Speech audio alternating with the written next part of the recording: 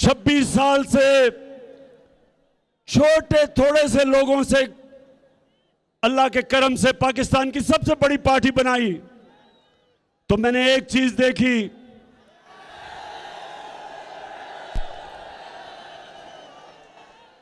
कि जो मर्जी कर लें, अगले पैसा खर्च करें, पुलिस का इस्तेमाल करें, जो मर्जी कर दें, जज्बे को कोई शिकस्त नहीं दे सकता। और इंशाअल्लाह ये जो मैं आप सबसे चाह रहा हूं, मैं मौजम और यासर आपके अलावा मैं चाहता हूं कि आप और आपकी टीमें हर दरवाजे पे पहुंचे, डोर टू डोर जाएं और एक पैगाम दें सबको कि ये इलेक्शन नहीं हो रही, ये इलेक्शन नहीं है, ये पाकिस्तान की हकीकी आजादी की जंग है, जो एक अमेरिकी साजिश के तहत हमारे ऊपर पाकिस्तान के नामवर डाकुओं को मुसल्लत किया। 22 करोड़ अवाम की इन्होंने तौहीन की। अपने मुल्क में अमेरिका एक जमानत पे कोई भी शख्स हो उसको वो चपरासी भी नहीं बनने देता। यहां इन्होंने एक मुल्क के डाकू को वजीर आजम बना दिया है।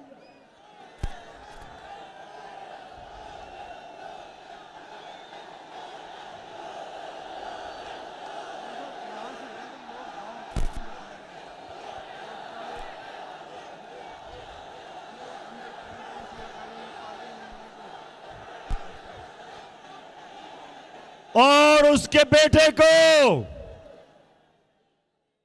वजीर आला हमजा कुकड़ी को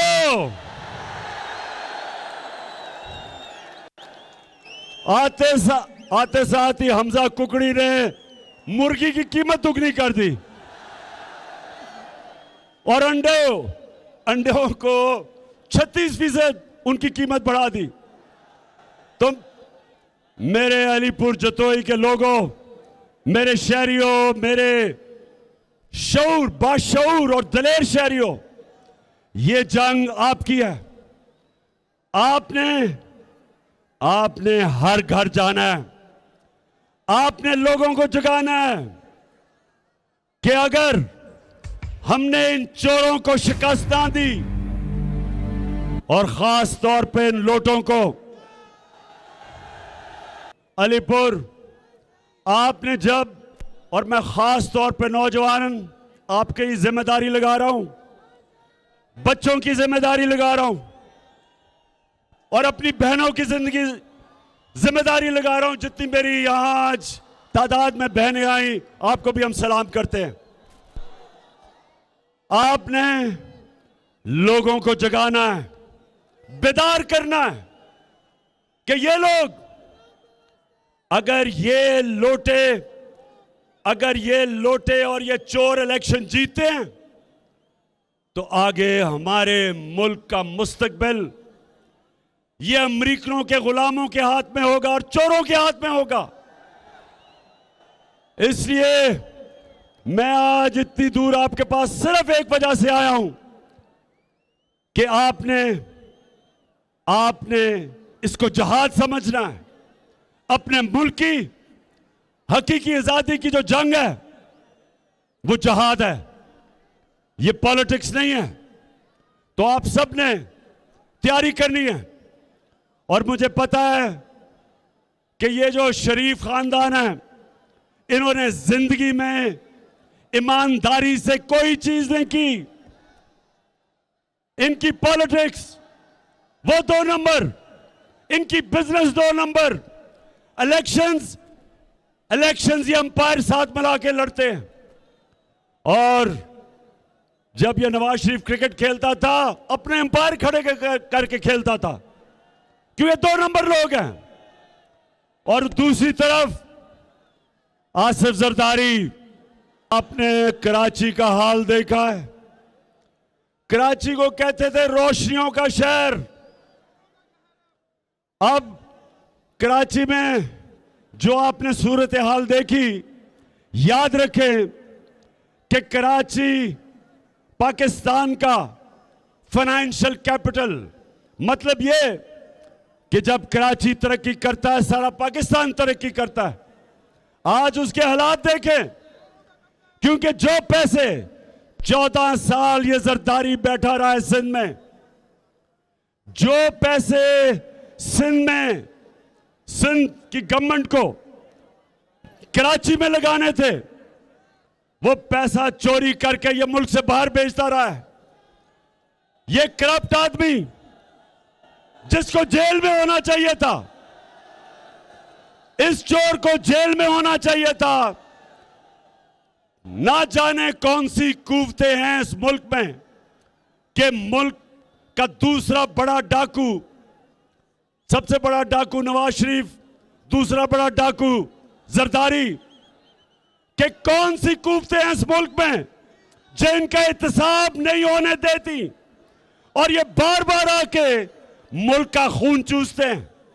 और कराची आपके सामने मिसाल है कि वो मुल्क, वो शहर जो हमारे मुल्क में सबसे ज्यादा पैसा इकट्ठा कर, उस शहर का पैसा चोरी करके बाहर दुनिया में पैसा भेजा ये जरदारी और इसके सारा टोला। जो मुराद अली शाह है, उसका केस बना हुआ, उसका केस और जरदारी का और इन चोरों का केसेस तैयार थे, लेकिन क्या वजह थी कि इनको बचाया गया। इनके खिलाफ जो केसेस थे आगे नहीं बढ़े और आज ये फिर मुसल्लत हैं। और जो कराची में हो रहा है, आपके सामने मिसाल है कि वो जो हमारा सबसे, जो एक दफा रोशनियों का शहर था, उसके हालात देखें। ये होता है जब हुक्मरान चोरी करता है, कौम पीछे रह जाती है, कोई कौम तरक्की नहीं करती।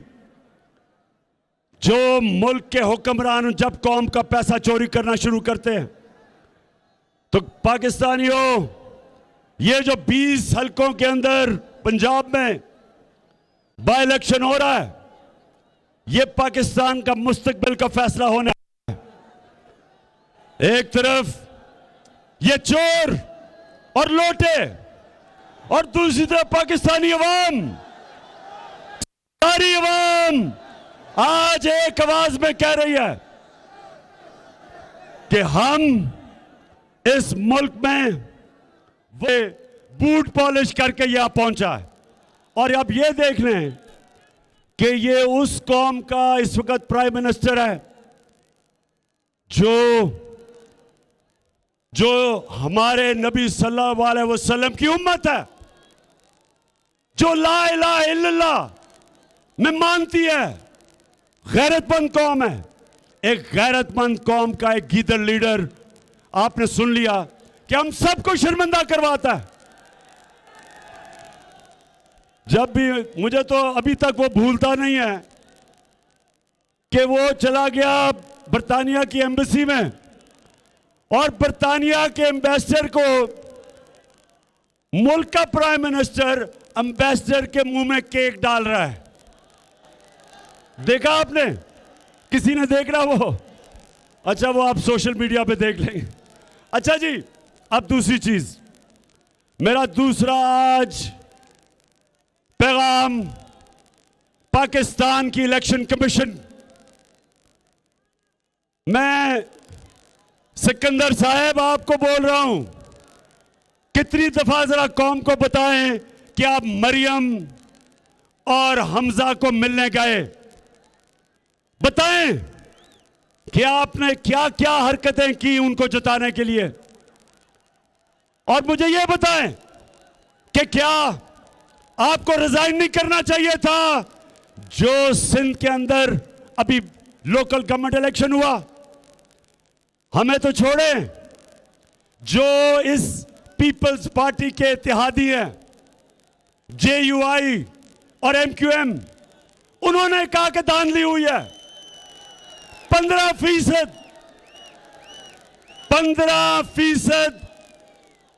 15% सीटों के ऊपर इलेक्शन ही नहीं लड़ा गया क्योंकि इन्होंने पुलिस का इस्तेमाल किया।